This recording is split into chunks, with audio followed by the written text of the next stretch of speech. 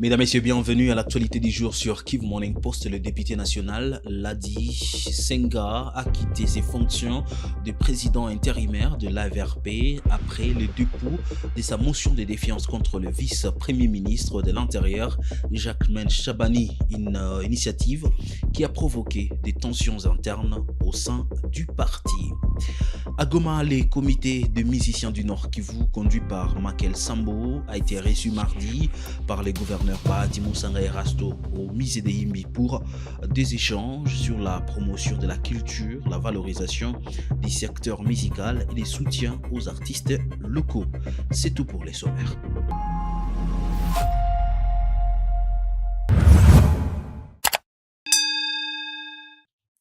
Bienvenue mesdames et messieurs sur Kivu Morning Post. Si c'est pour la première fois que vous nous suivez, abonnez-vous à la chaîne. On commence à Kinshasa. Le député national Ladi Senga a quitté ses fonctions de président intérimaire de l'AVRP après les dépôts de sa motion de défiance contre le vice-premier ministre de l'Intérieur, Jacquemain Chabani. Une initiative qui a provoqué des tensions internes au sein du parti politique. Ketia Rugamika nous fait les points. Le député national Ladi Ngotika Senga, initiateur de la motion de défiance visant le vice-premier ministre de l'Intérieur Jacquemain Chabani Luko, s'est retiré mardi 14 avril 2026 de ses fonctions du président à l'intérim du parti Action de volontaires pour la relève patriotique AVPR en sigle, sur fond des tensions internes liées à cette démarche parlementaire. La motion contre le vice-premier ministre a été officiellement déposée à l'Assemblée nationale le 13 avril 2026 et a recueilli plus de 50 signatures. Dans un message publié après cette séquence politique, l'élu de Kisangani explique vouloir assumer personnellement les combats engagés sur la question sécuritaire. J'informe l'opinion nationale et internationale que je me retire de ma fonction de président à l'intérim de mon parti politique AVPR pour défendre calmement la sécurité de la population avec ma motion contre le vice-premier ministre de l'Intérieur, écrit-il. Le député affirme également vouloir protéger sa formation politique de pression liée à son initiative. Je cite « Je désire épargner les autres de pressions que j'ai subies déjà », ajoute-t-il, laissant entrevoir un climat politique particulièrement tendu autour de cette motion. Quelques heures plus tard, le bureau politique de l'AVPR, réuni en session extraordinaire, faisant office de conseil de discipline, a officialisé cette démission dans un communiqué signé à Kinshasa le 14 avril 2026. Le parti précise que la motion contre Jacquemain Chabani n'avait pas été discutée en interne. Cette situation fait suite à une initiative individuelle relative à une motion de défiance contre le vice-premier ministre, laquelle n'a pas fait l'objet d'une concertation préalable au sein des instances du parti, peut-on lire dans le communiqué. Soucieuse de préserver sa ligne au sein de la majorité présidentielle, la direction de l'AVPR assume une prise de distance nette avec son désormais ex-président intérimaire. Soucieuse de préserver la cohérence interne ainsi que le respect des engagements pris dans les cadres de l'Union sacrée de la nation, la direction du parti a l'invité à en tirer ses conséquences politiques, souligne encore le communiqué. J'ai annoncé au sommaire de l'actualité du jour à Goma, le comité de musiciens du Nord Kivu, dirigé par Makel Sambo, a été reçu mardi par le gouverneur Bahati Moussanga Erasto au musée de Yimbi. La rencontre a été marquée par des échanges autour de la promotion de la culture dans la province. Les discussions ont porté sur la valorisation du secteur musical et le renforcement du soutien aux artistes locaux. Il est dans ce propos recueilli par la cellule de communication du gouverneur. Je m'appelle Makel Sambo, je suis artiste musicien et président de l'Union des musiciens congolais, section du Nord Kivu. Makel Sambo, vous venez de rencontrer le gouverneur. Qu'est-ce que l'on peut retenir de cette rencontre? Nous venons effectivement d'être reçus en audience par son Excellence le gouverneur du Nord Kivu, M. Erasto Moussanga. Premièrement, nous sommes venus lui présenter des civilités parce que depuis qu'il a été élevé à la tête de la province, on ne l'a jamais rencontré et pourtant nous vivons dans une même ville et nous comme leaders d'opinion, nous devons rencontrer des autorités parce que parfois il y a des activités qui demandent l'implication de l'autorité et nous ne devons pas faire la politique de la chaise vide. Ça, c'était la première des choses. La deuxième, comme vous le savez, les artistes, depuis que les choses se sont gâtées au pays, les artistes ne cessent d'appeler, de sensibiliser la population à la cohabitation pacifique, à l'amour et à briser les barrières. Alors, nous sommes venus solliciter auprès de l'autorité un soutien pour l'organisation d'un grand concert pour la paix, soit organisé à l'esplanade de l'IEC ou au stade de l'Unité, où nous allons inviter toute la population à venir écouter les messages de cohabitation pacifique et de vivre ensemble. Et là, l'autorité a été réceptive à tout ce que nous lui avons demandé.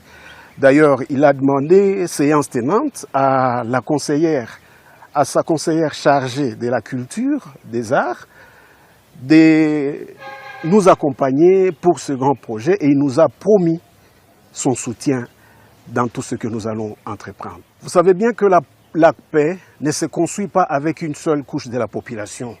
La paix se construit avec tout le monde. Tout le monde doit apporter sa... Les ponts Toura, situés à Lukaya sur l'axe Ituri-Nord Kivu, est en état de délabrement avancé et menace de s'écrouler.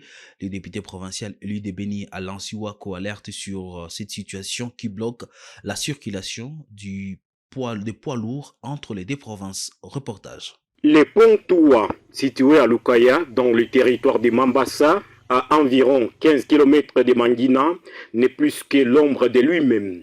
Cet ouvrage stratégique qui assure la liaison entre l'Ituri et le Nord Kivu a atteint un état de délabrement tel que le trafic de poids lourds y est désormais totalement interrompu. Lors de sa descente sur le lieu, l'élu provincial du territoire de Beni, Alain Siwako, n'a pu que constater les dégâts.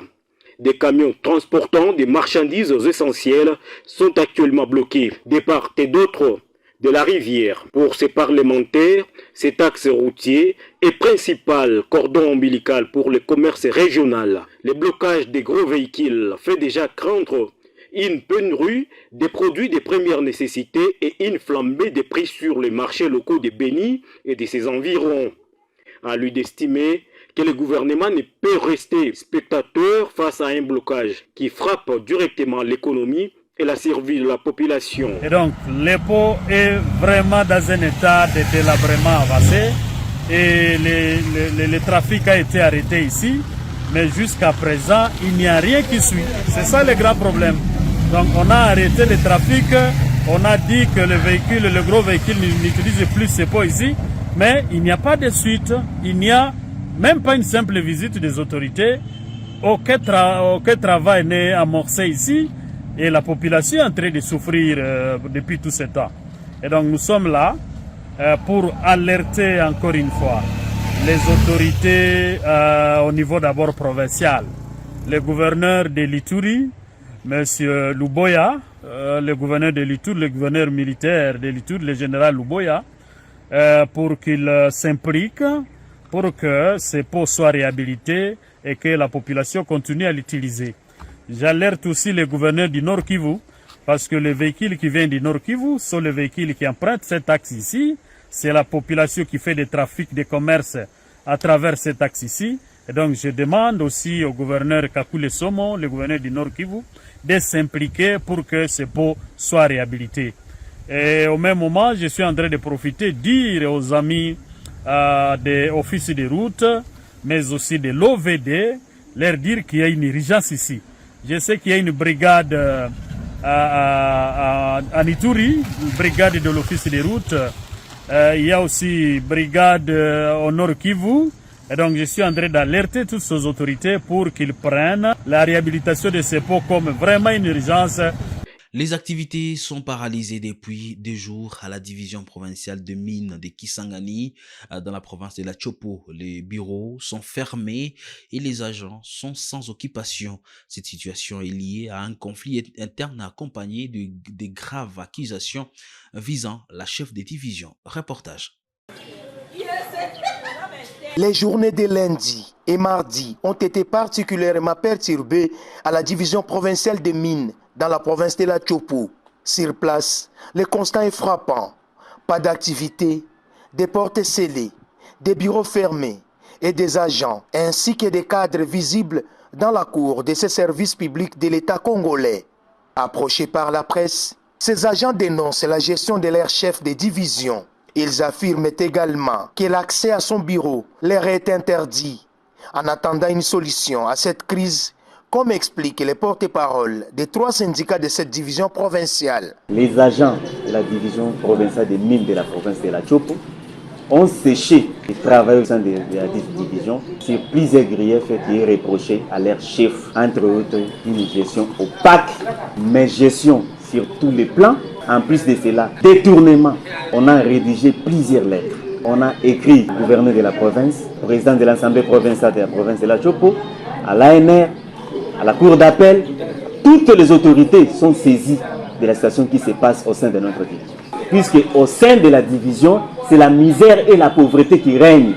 Elle ne sait pas comment que les agents vivent. Si vous osez de revendiquer ou de parler, vous êtes arrêté arbitrairement. 4 agents sont suspendus il y a 8 mois sans même motif valable. Une situation qui pousse ces travailleurs à solliciter l'implication urgente des autorités compétentes afin de rétablir le bon fonctionnement de ces services stratégiques. Nous voulons que les autorités puissent nous écouter et réagir à notre proposition, puisqu'on a marre. On ne peut plus encore supporter sa présence ici au sein de notre division. Nous demandons la démission de la chef de division et son départ. Et nous voulons avoir d'autres autorités qui vont nous diriger à bonne et due forme. Face à ces accusations, la rédaction centrale de votre chaîne a tenté de joindre la chef de division mise en cause pour recueillir sa version des faits. Pour l'instant, il ne s'est pas encore exprimé. On se dirige à Lubumbashi. Des nouveaux ministres provinciaux du Haut-Katanga suivent une formation après leur entrée en fonction. Cette initiative est portée par le gouverneur Martin Kazembe Choula. Elle vise à renforcer les capacités des membres du gouvernement provincial pour une meilleure gestion des affaires publiques. Cette 77e formation des membres du gouvernement Kazembe 1 est une initiative personnelle de l'autorité provinciale Martin Kazembe Choula, organisée par la direction de la fonction publique provinciale dans la salle de banquet du gouvernorat. Cette formation a pour objectif principal de renforcer les capacités de nouveaux membres du gouvernement provincial afin de leur doter du profil requis pour assumer valablement les responsabilités qui sont désormais les leurs. 7 modules vont caractériser ce séminaire, dont les devoirs et obligations protocolaires, le code de conduite de l'agent public, la connaissance de la fonction publique provinciale, ainsi que le mandat et les missions des services provinciaux. Le gouverneur intérimaire Martin Kazembe Choula, qui a lancé cette session de formation, a appelé les ministres au sens élevé de collaboration, du devoir et de la dignité, indiquant qu'à travers cet atelier de formation, le Haut-Katanga se range ainsi dans la vision du chef de l'État, Félix-Antoine Tshisekedi Tshilombo, qui s'articule autour de 6 piliers définis. Il était temps que l'exécutif provincial organise un cadre pour le renforcement des capacités de ses membres récemment mis en place. C'est une belle occasion pour moi de réitérer mes félicitations et de souhaiter un futur mandat aux élèves promis ici présents. La province du Haut-Katanga s'est alignée sur la vision du président de la République et chef de l'État, son Excellence Félix-Antoine Tshisekedi Tshilombo, à qui j'ai rendu les hommages les plus déférents.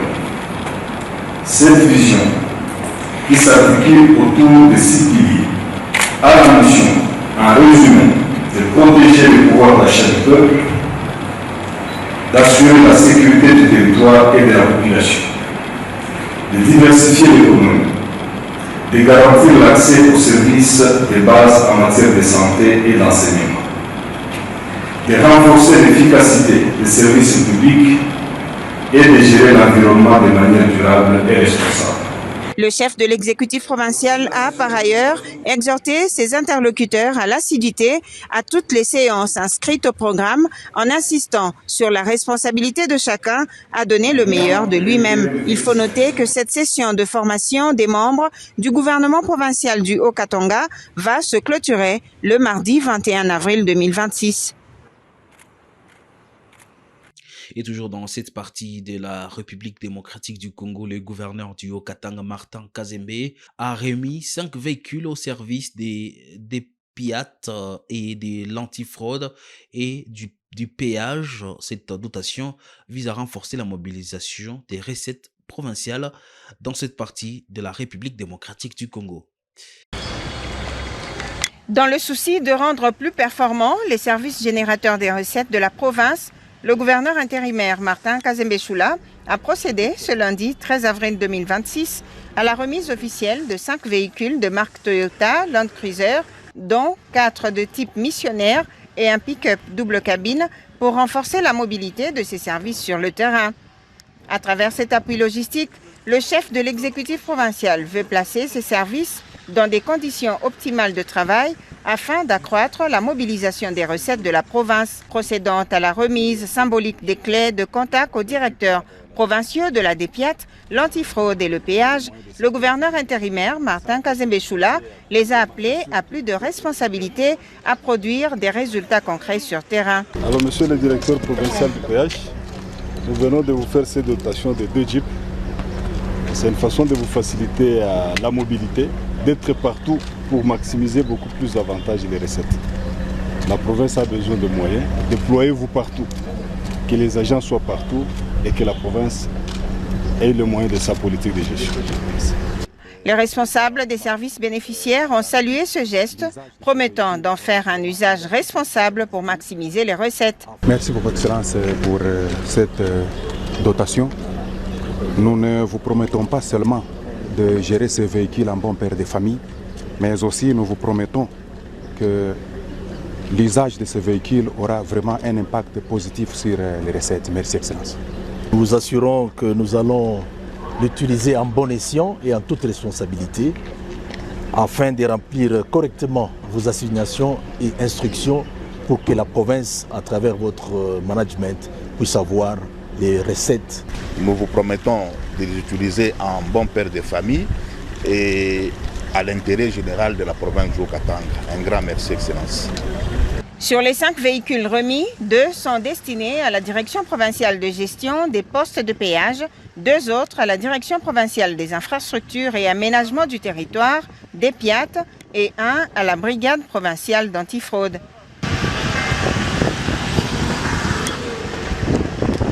Et ça n'est complètement fini, mesdames et messieurs, l'actualité du jour sur Kivu Morning Post. Merci à vous de l'avoir suivi.